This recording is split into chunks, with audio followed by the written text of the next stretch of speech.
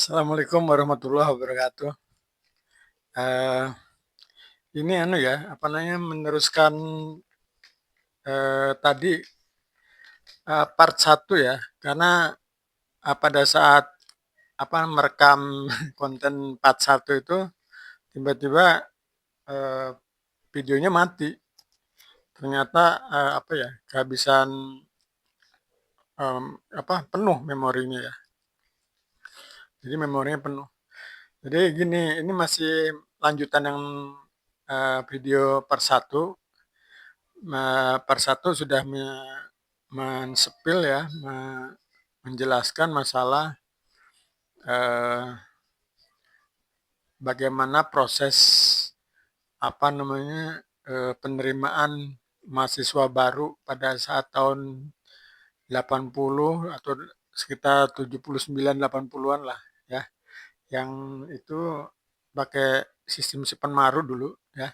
Ada perintis 1, perintis 2, perintis 3, dan perintis 4. Itu udah di-spill di part satu ya. Eee, Perintis 1 tuh SKASU ya. SKASU tuh apa itu? Sistem kerjasama antar universitas, 10 universitas ya, yang istilahnya The Big Ten dulu ya. Jadi sebelumnya ada SKALU ya, 5 universitas, kemudian dikembangkan sekitar tahun 78, 79, 79 ya, 80, itu SKASU ya, sistem kerjasama antar 10 universitas ya. Di mana di situ ada perintis 1 yang tadi yang 10 itu, kemudian perintis 2 itu, sistem perekrutan mahasiswa baru dengan, eee, jalur prestasi ya, misalnya IPB gitu. Kemudian perintis 3 itu, universitas negeri lain ya.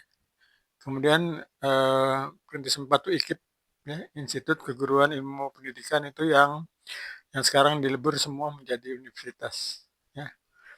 Nah kemudian, eee, Mbak Hasto juga sudah men-spill, bagaimana, sistem kurikulumnya ya. Ini kurikulum ya, pembagian sarjana muda, sarjana itu kurikulum bukan program ya, bukan program studi. Jadi hanya sistem aja, sistem kurikulumnya. Misalnya seorang yang baru tingkat 1, tingkat 2 sebelum memenuhi lulus 110 SKS misalnya, mereka itu masih dalam tingkatan, tingkat sarjana muda. Jadi di dalam, eee, dalam pendaftaran ulang atau registrasi itu ya ditulis, dilingkari kata Rismond itu ya sarjana muda. Setelah dia lulus sarjana muda 110 itu, ke sananya tambah lagi 40 SKS sekitar ya, kurang lebih 40 SKS itu untuk sarjananya. Jadi antara sarjana muda dan sarjana itu bukan 2 program yang berbeda ya, tetap satu program S1 gitu ya, hanya terminal saja. Jadi pada saat udah lulus, 110 SKS, pada saat registrasi ulang tuh yang dilingkari ya sarjana tingkatnya ya, bukan sarjana muda lagi. Begitu penjelasannya. Kemudian, eee, apa namanya, tidak perlu dari tingkat sarjana muda ke sarjana tuh pakai daftar lagi gitu kan, tes ujian lagi, masuk atau tidak, bukan begitu. Ya itu hanya berlanjut aja terus, ya. Begitu udah lulus, "Oh saya udah lulus nih 110," ya, waktu itu ada wisuda juga sih sarjana muda ya. Udah itu ya berikutnya kuliah lagi, tapi tingkatnya udah sarjana gitu. Dan mata kuliah tertentu yang mata kuliah tingkat sarjana, ya. Jadi Rismond yang bilang katanya Jokowi itu bukan sarjana, hanya sarjana muda, katanya nggak boleh sarjana muda kok ikut KKN dan ikut skripsi, ya nggak mungkin katanya kan gitu. Jadi udah dijelaskan ya. Nah kemudian KKN ya, KKN juga sudah dijelaskan di part satu. Jadi KKN itu, Jokowi benar KKN ya, teman-temannya juga ada 3 orang ecot dari teknik geodesi ya. Terus kemudian Mbak Rince dari biologi angkatan 80, kemudian Mbak Yohana angkatan tahun 79 hukum UGM. di Desa Ketoyan, ya. Nah, ini bisa jadi saksi semua memang sudah disampaikan sih, ya, ke Pak Jokowi melalui, eee, apa nih, yang bisa akses ke sana itu. Dan mudah-mudahan ini mereka bisa bertemu gitu ya. Jadi mantan teman satu desa KKN tuh syukur kalau bisa satu kecamatan ya, bisa silaturahmi reuni kembali dengan Pak Jokowi, ya. Itu harapan kita sekaligus juga untuk, menambah keyakinan, bukti ya, bahwa KKN itu benar. Nah, KKN itu udah di ujung kan, di ujung perkuliahan gitu, ya. Setelah KKN skripsi, baru wisuda dan sebagainya. Jadi itu ya, kemudian masalah apa, masalah Pak Kasmujo juga sudah di-spill ya, bahwa itu kalau misalnya salah Pak Kasmujo atau salah Pak Jokowi itu kan harus diteliti benar ya di Fakultas Kehutanan, bukan datengin Pak Kasmujo ditanya, karena Pak Kasmujo udah tua, ya sakit juga, kita nggak tahu ada Alzheimer. Untuk mengingat satu mahasiswa ya, 40 tahun yang lalu itu mustahil, sangat mustahil ya. Seorang guru aja yang hanya satu kelas 43 ya, atau 35 itu baru 3-4 tahun juga udah lupa kok. Bohong kalau ingat semua. Jadi dosen juga ngajar ngajar di misalnya di ruang kuliah gitu ya. Enggak tahu satu-satu kok. Apalagi dulu kami ya 100 orang lebih satu kelas, ruangan aula besar.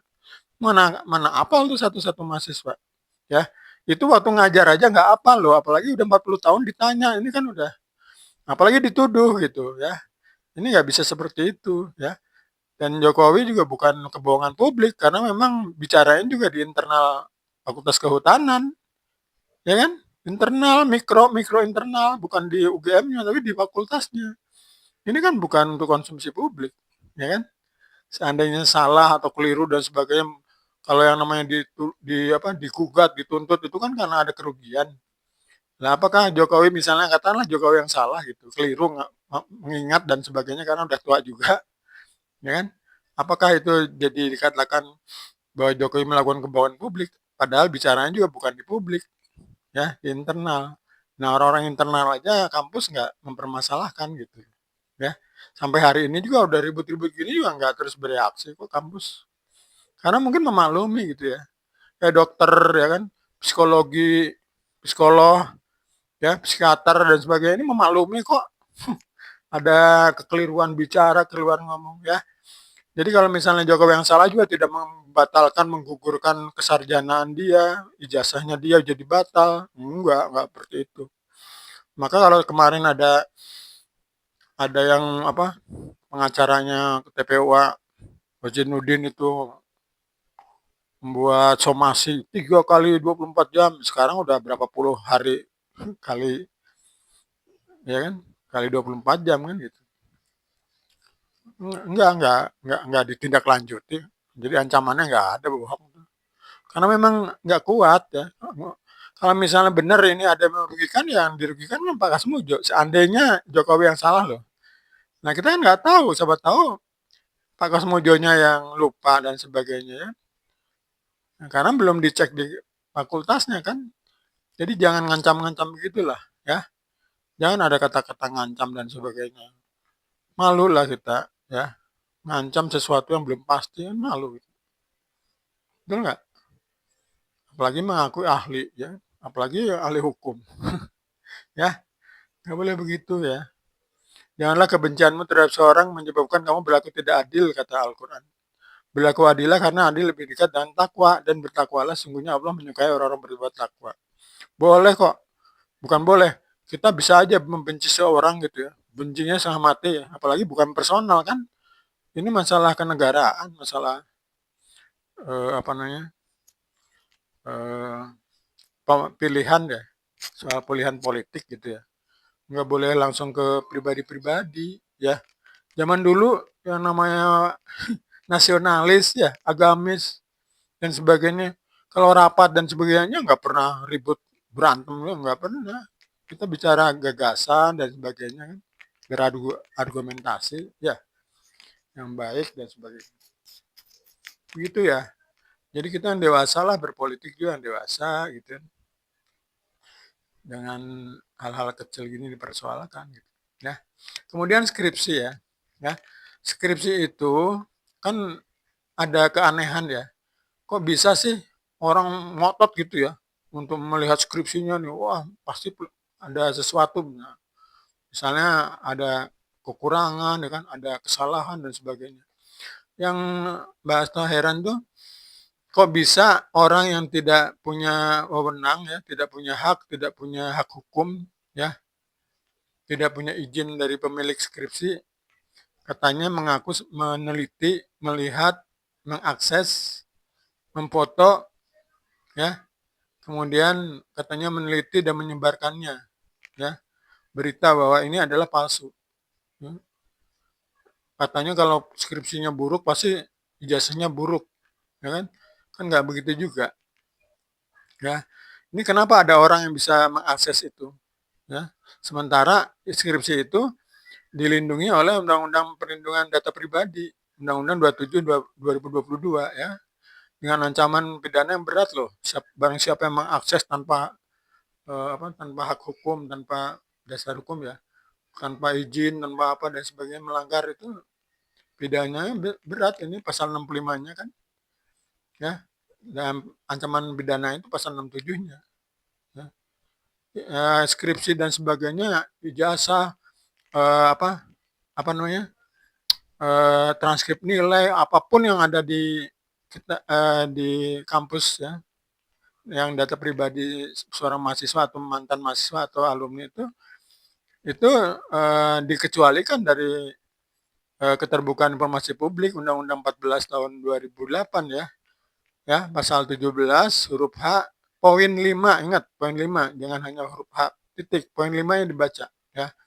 Segala suatu aktivitas kegiatan seseorang ya kan yang berkaitan dengan kegiatan satuan pendidikan formal dan pendidikan non formal itu dikecualikan dari keterbukaan informasi publik ya. Siapa yang melanggar ini ya kan, mengakses tanpa izin dan sebagainya ya, itu bisa dipidana. Ada ancaman pidananya. Kalau Roy Suryo bilang pasal 18 ayat 2-nya katanya yang dikecualikan ini nih dikecualikan lagi gitu. Artinya boleh dibuka gitu. Itu kan syaratnya apa? Syaratnya kan untuk kepentingan ya kan. Misalnya eh, untuk kepentingan umum tuh misalnya untuk penelitian ya kan. Disebutkan juga di pasal lainnya ya. Disebutkan juga untuk penelitian misalnya itu penelitian dengan syarat-syarat yang bisa terpenuhi ya, bukan sembarangan penelitian atau mengaku peneliti, bukan begitu. Eh, Kemudian untuk statistik ya kan, itu memang di pengecualian ini bisa dibuka ya. Kemudian untuk pemeriksaan hukum misalnya di kepolisian ya atau oleh hakim diminta ya kan untuk dibuka informasinya di hadapan majelis hakim di persidangan itu boleh gitu ya. Jadi ini adalah pembelajaran ya, pencerahan kepada masyarakat ya. Karena kalau tidak begini bahaya juga, bukan hanya meliputi Jokowi loh. Ini kan dipelajari orang-orang ya kan, diikuti ya. Nanti semua akan kejadian-kejadian berikutnya bukan Jokowi, nanti ada Jokowi-Jokowi lain gitu ya.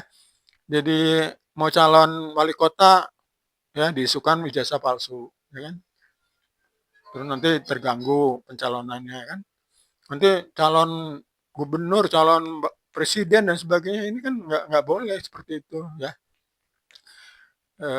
Kemudian skripsi yang sudah bisa diakses orang lain ya di Fakultas Kehutanan UGM dalam dalam kasus ini ya itu jelas kalau menurut Mbak Asto itu adalah secara hukum sudah non steril ya, tidak steril ya, tidak tidak apa genuine lagi ya kondisinya maksudnya karena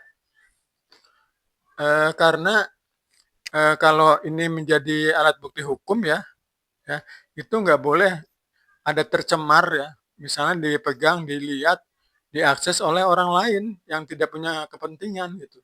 Apalagi yang ada apa namanya konflik kepentingan ya. Rismon dan sebagainya kan ada konflik kepentingan kan. Kita bisa lihat lah, Rismon tidak netral gitu ya. Berhadapan-hadapan dengan posisi Jokowi kan, ya, menyerang dan sebagainya kan, bahkan secara personal kan, ya, mengkamu-kamukan gitu kan, ngancam-ngancam itu kan udah nggak netral. Bagaimana orang yang seperti ini kok mengakses skripsinya Jokowi? Ayo coba, ya, dalam kasus seperti ini loh. Kemudian Jokowi sendiri tidak memberi izin gitu. Ini kan bisa tuntutan hukum ya kan? Bisa tuntutan hukum, ya. Makanya mohonlah di didewasakan lagi ya, cara berpolitik kita ya, cara berhukum kita, kemudian cara bernalar kita, ya kan? Apa bernalar itu? Ya itu tadi, ya, kesalahan pertama itu kan karena adanya, apa namanya, anomali hukum ya.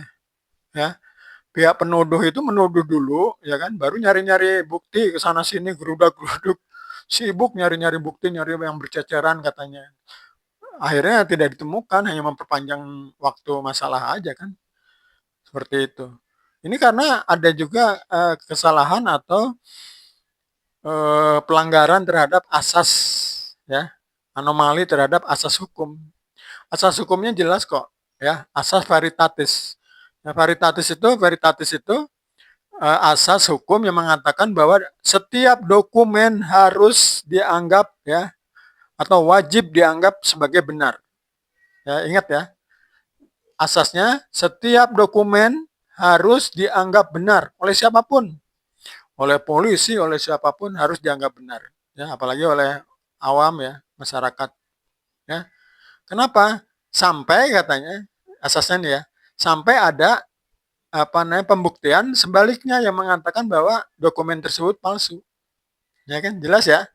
Jadi sebelum ada bukti ya atau yang membuktikan bahwa dokumen tersebut ini palsu, ya tahu ya cara membuktikannya itu. Membuktikannya harus di pengadilan kan. Harus dengan putusan pengadilan yang berkekuatan hukum tetap ya. Oh ini ijazah palsu, baru kita tuh ini ijazahnya palsu loh. Karena dengan ijazah palsu ini kamu berbuat seperti ini, merugikan negara, merugikan orang lain dan sebagainya, itu baru ada tuntutan-tuntutan berikutnya gitu loh ya.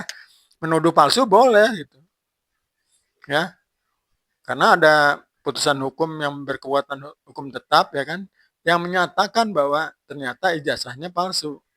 Tapi selama belum ada ini ya, bukti-bukti ini, apalagi yang menuduh-nuduh juga nggak punya bukti kan. Nah berarti sampai hari ini, detik ini ya, ijazah Jokowi harus dianggap benar, harus dianggap asli, harus dianggap sah. Itu pegangannya ya. Kemudian asas hukum yang mengatakan bahwa barang siapa yang menuduh itu wajib membuktikan, ya kan? Sehingga apa? Ya siapa yang nuduh? Jokowi misalnya dituduh, ya ijazahnya palsu. Ya dia harus membuktikan, polisi juga harus ngejar si penuduh itu. Walaupun dia melaporkan atau apa, mana bukti kamu? Gitu kan? Menuduh-nuduh mana buktinya gitu loh. Kalau nggak ada buktinya, ijazah itu dianggap asli. Ya, nggak bisa kita ngorek-ngorek lagi kok sampai ke skripsinya, sampai ke transkrip nilai, sampai ke KKN. Ini apa sih?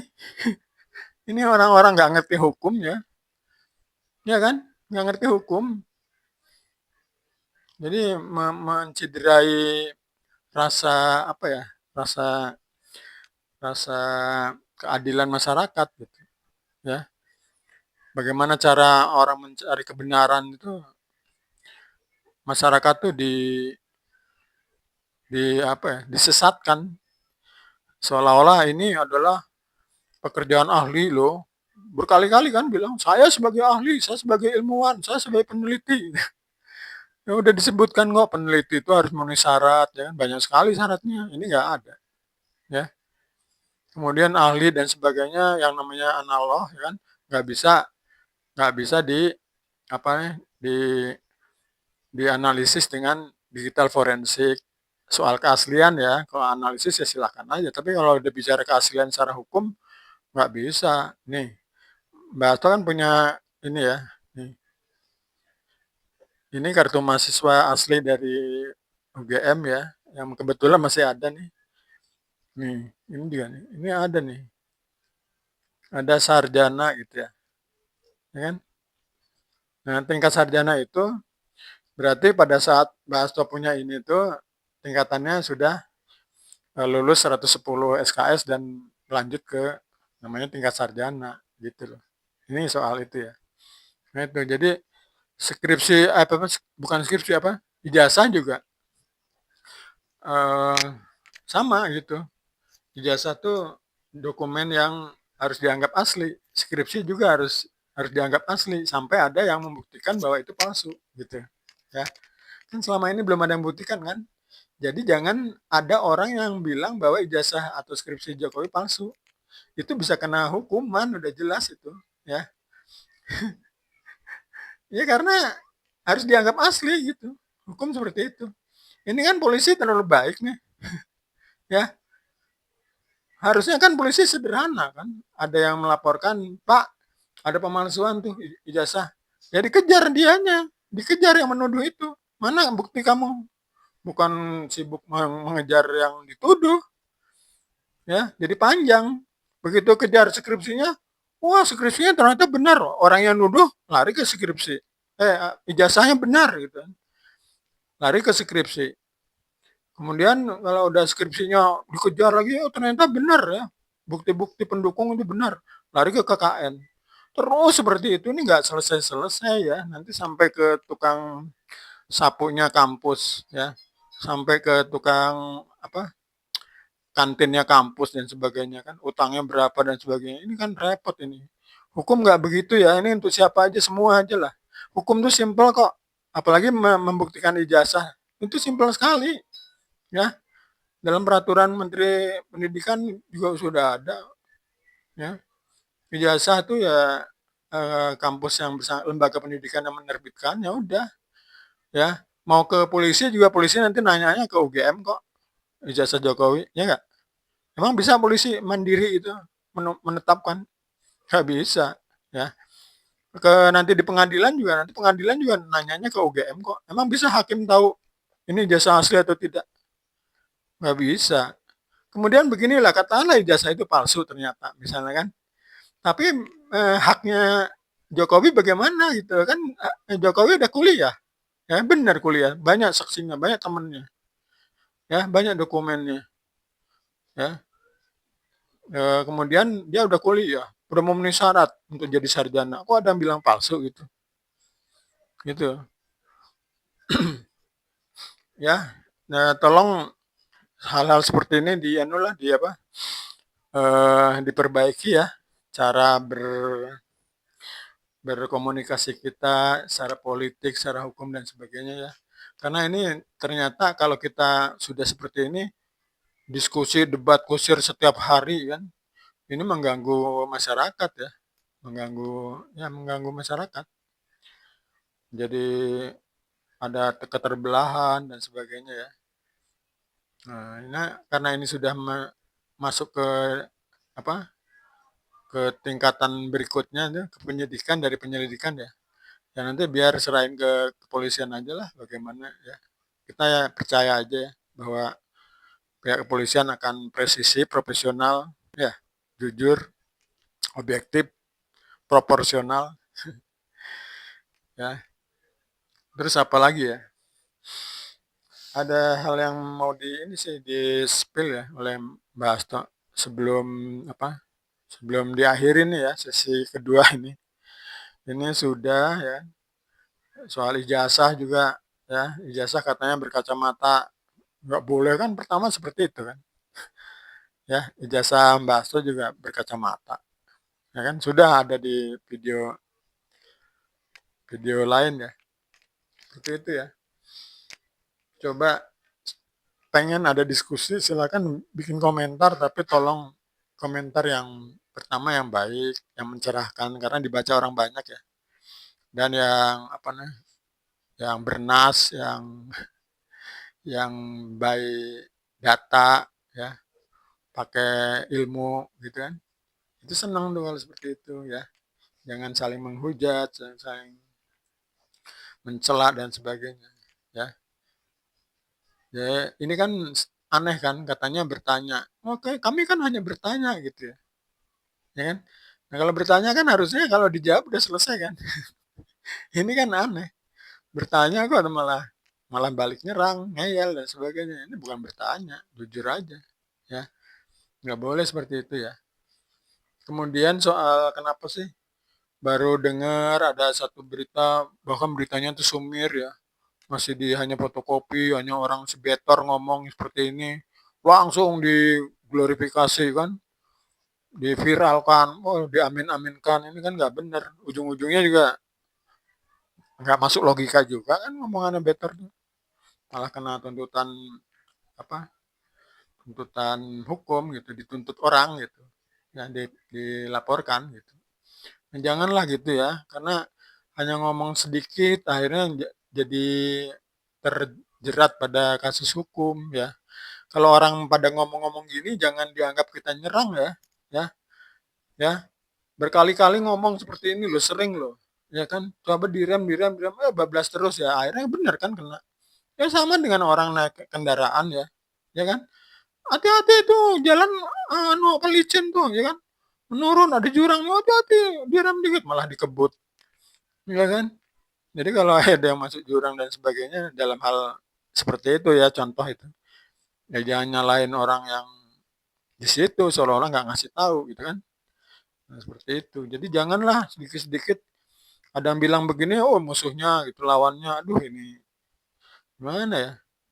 Ya, tolonglah. Eh, terus apa lagi ya? Tadi jadi lupa nih. Masalah skripsi. Iya, satu hal ya, bahwa tadi lupa, bahwa skripsi yang sudah diakses orang lain ya, dalam hal ini kan sudah jadi masalah hukum nih, ya kan? Kalau skripsi yang sudah diakses orang lain yang tidak berhak, ya kan? Itu kan kita khawatir ya, khawatir dalam arti ini sudah tidak steril ya. Ya mungkin mereka tidak ngapa-ngapain, tapi karena dengan itu kita kan jadi apa namanya? Ini sebetulnya skripsi diapain sih gitu kan? Sampai ngotot pengen lihat skripsi, sampai nggak izin ke yang punya gitu kan? Kan jadi mikir kita ya, ngelihatnya juga sendiri ya, bukan di bukan di acara resmi ya kan, konferensi pers dan sebagainya. Ini sendiri ngambil, nah itu kan orang bisa timbul kecurigaan dan sebagainya ya, meskipun mungkin nggak ngapa-ngapain ya, hanya moto dan sebagainya.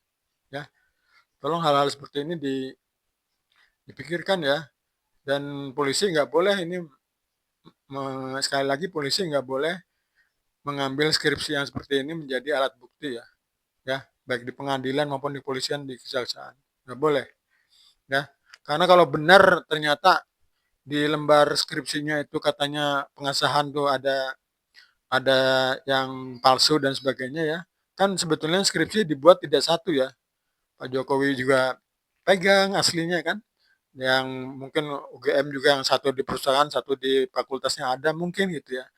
Nah itu kan harus diperbandingkan gitu loh. Kalau misalnya Jokowi seperti ini, Jokowi pasti asli ya.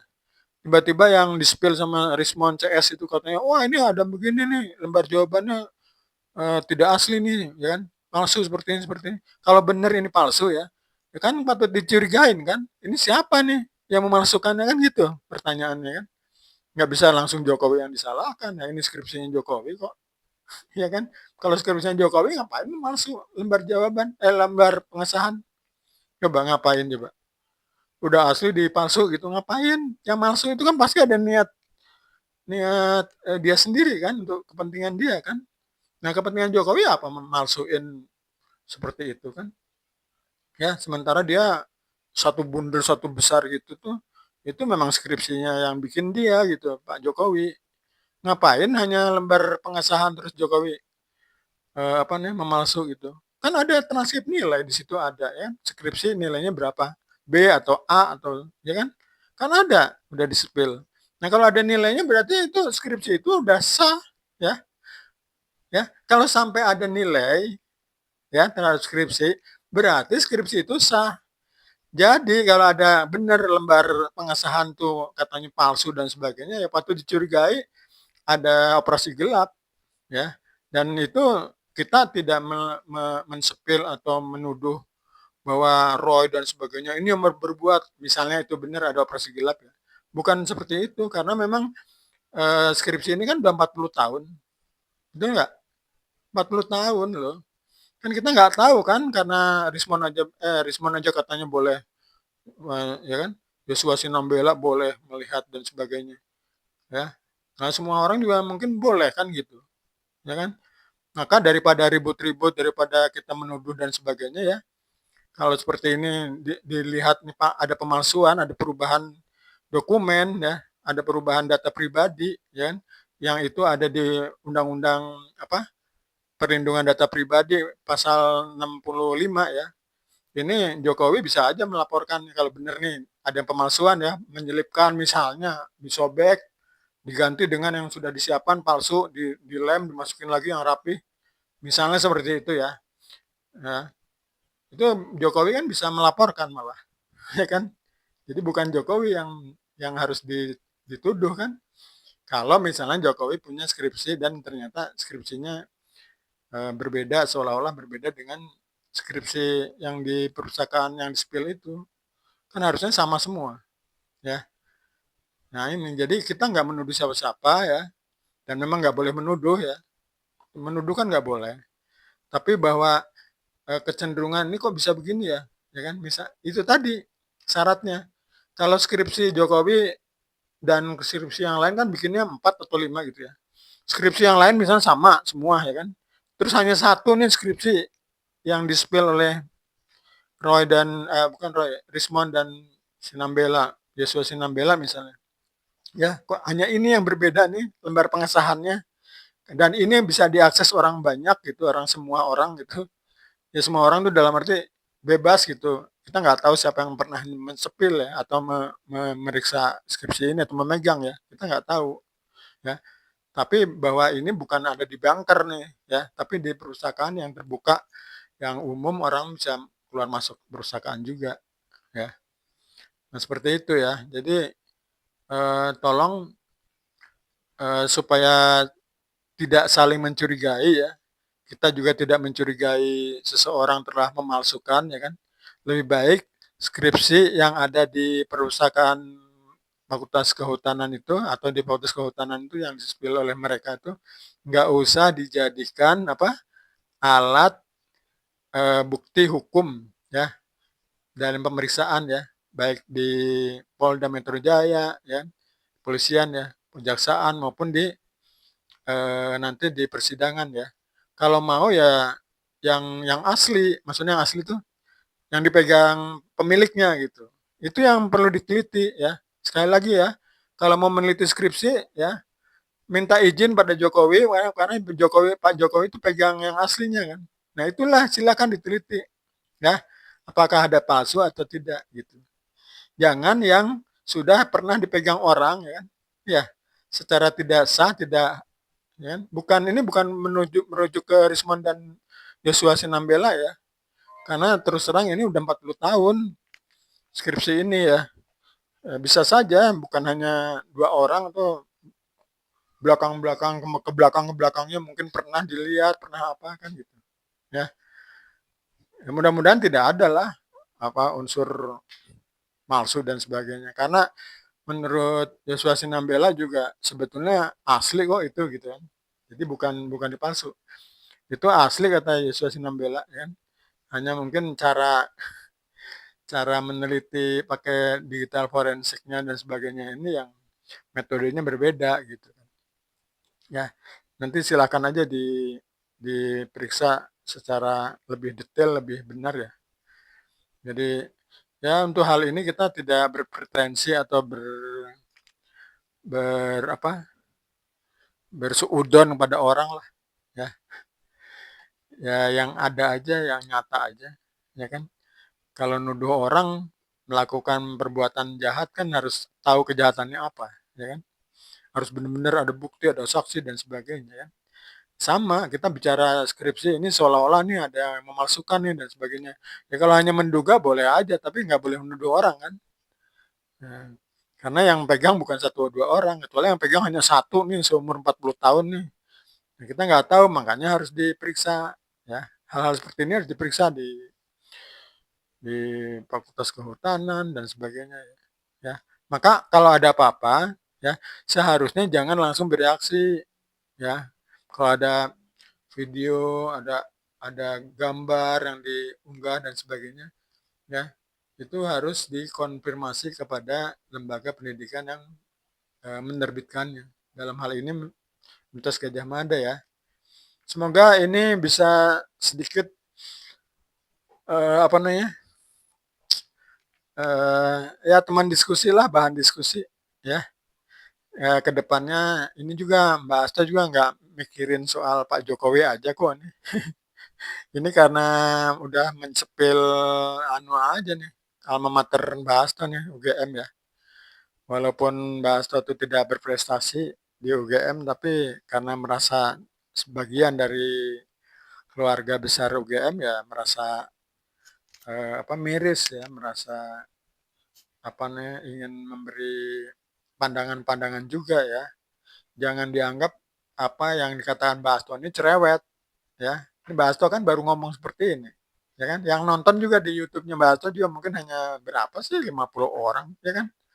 Beda kan sama kelompok Roy Suryo CS yang konferensi persnya mungkin waduh udah sangat sering banget konferensi pers gitu ya. Sampai bisa menguasai pikiran-pikiran orang se-Indonesia gitu ya. Ya. Jadi jangan suka bilang ini kepanjangan ngomongnya dan sebagainya. Ya kalau dipikir-pikir Roy Suryo itu ngomongnya panjangnya seberapa gitu kan. Hah? Setiap hari ngomong gitu kan. Coba dirangkai berapa ratus jam, berapa ribu jam itu. Berapa ratus jam lah. Ya kan? Pembicaraan Roy Suryo, Rismond dan sebagainya. Ya. Ada sih kalau ada yang bikin-bikin seperti ini. Oh, cerewet kebanyakan ngomong. Ya, panjang lebar. Ya bukan panjang lebar, menjelaskan banyak hal kok. Kecuali kalau hanya menjelaskan satu hal, misalnya menjelaskan ijazah doang gitu ya. Ini kan merembet kemana-mana ya. Ada formulir pendaftaran lah, ada KKKN lah, ada nilai D-nya banyak kok bisa lulus lah, kas-kas mojo lah. Ya gimana menjelaskan seperti itu tidak panjang ya. Saya kira itu ya. Kurang lebihnya mohon maaf ya. Terima kasih atas yang mau ikut mendengarkan gitu. Dan kalau ada kesalahan, kekeliruan ucap, saya mohon dimaafkan ya.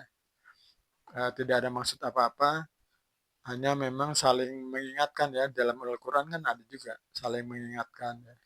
Kemudian kalau kita mendapat satu berita, jangan langsung ditelan kata Al-Quran ya.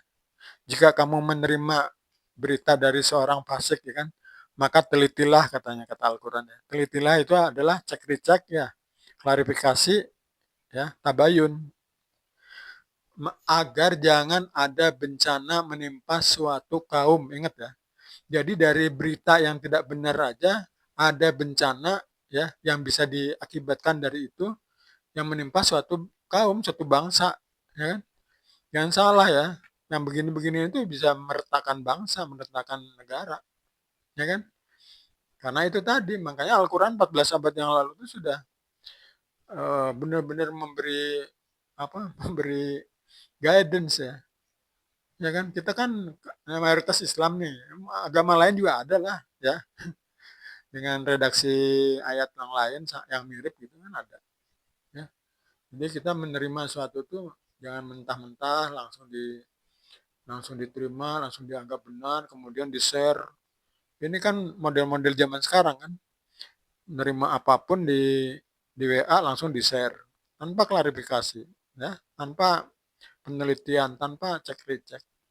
Itulah hebatnya Al-Qur'an itu, ya, 14 abad yang lalu sudah mengingatkan ya kita yang hari-hari ini nih yang disibukkan setiap hari mengenai miskomunikasi, misinformasi dan sebagainya kan.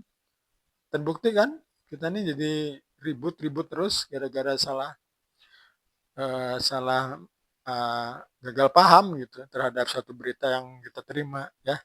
Saya kira itu aja ya. Semoga ada manfaatnya dan kepada semua kita semoga kembali pada ya jati diri bangsa lah ya, rukun, guyup, gotong royong, saling menghargai, saling menghormati, ya, yang berdasarkan yang diajarkan oleh eh, ajaran agama yang kita anut masing-masing ya. Saya kira demikian. Wassalamualaikum warahmatullahi wabarakatuh.